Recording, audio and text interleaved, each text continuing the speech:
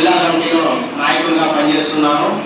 ఈరోజు సమావేశాన్ని ఉద్దేశించి ముఖ్యంగా రాష్ట్ర అధ్యక్షులు అందర గౌతమ్ కుమార్ గారు చిందనూరు నాగరాజు గారికి రాష్ట్ర ప్రధాన కార్యదర్శిగా నియమించడము చాలా గొప్ప పరిణామము. ఈ సందర్భంగా చిందనూరు నాగరాజు గారికి ప్రత్యేక జైబీములు శుభాకాంక్షలు తెలియజేసుకుంటూ పార్టీ గురించి బహుజన సమాజ్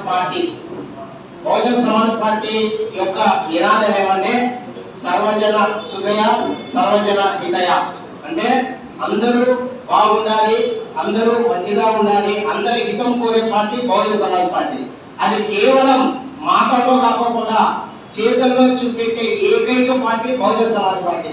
ఈ దేశంలో అనేక రాజకీయ పార్టీలు ఉన్నాయి, అనేక విధాలుగా రాజకీయ పార్టీలు, జాతీయ పార్టీలు, రాష్ట్ర పార్టీలు రకరకాలుగా ఉన్నాయి. అయినా కూడా కేవలం బహుజన సమాజ్ పార్టీ మాత్రమే అందరినీ పార్టీలోకి ఆహ్వానించి వాళ్ళకి తగిన గుర్తింపు ఇచ్చి వాళ్ళకు పదవులు ఇచ్చి పార్టీ కోసం పనిచేయడంలో ఎస్సీ ఎస్టీ బీసీ మైనార్టీలు ఈ బహుజనులకు రాజ్యాధికారం రావాలి, ఈ దేశాన్ని వాళ్ళు పాలించాలి అనే కాశీరామ్ గారి కాన్సెప్ట్ కోసం ఎవరైతే పనిచేస్తారో అటువంటి నాయకుడిని అందరినీ కూడా పార్టీ హక్కును చేర్చుకొని వాళ్ళకి పదవులు కూడా ఇవ్వడం జరుగుతుంది.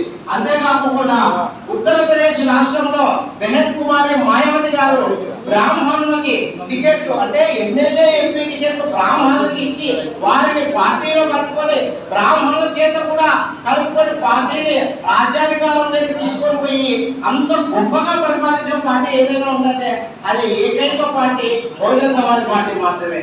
అందులో భాగంగానే బెహన్ కుమారి మాయావతి గారు మాజీ ముఖ్యమంత్రి ఉత్తరప్రదేశ్ మా అధినేత్రి భాయిచారా కమిటీలు అనే రాష్ట్ర వ్యాప్తంగా ప్రతి రాష్ట్రంలో భాయిచారా కమిటీలు ఏర్పాటు చేసి పార్టీలోకి అందరినీ ఆహ్వానించి అన్ని కులాల వారిని అందరినీ కూడా పార్టీలోకి ఆహ్వానించి భాయిచారా కమిటీలు ఏర్పాటు చేసి ఈ యొక్క బహుజనుల రాజ్యాధికారం కోసం అందరినీ భాగస్వామ్యం చేయడంలో భాగంగానే మన చిందనూరు నాగరాజు గారికి ప్రధాన కార్యదర్శిగా నియమించడం జరిగింది.